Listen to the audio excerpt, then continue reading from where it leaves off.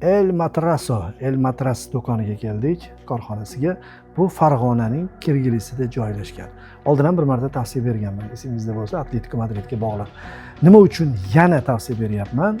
Bu yerda ishlab chiqarilayotgan matraslar rostdan ham sifatli. Yaqinda o'zim buyurtma berdim, Toshkentga olib kelishdi.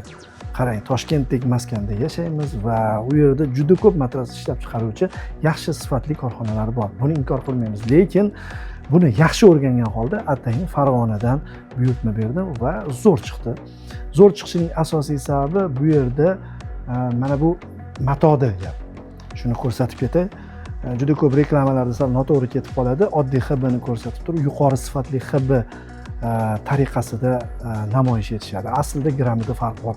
O'sha yuqori sifatli matodan foydalanishadi.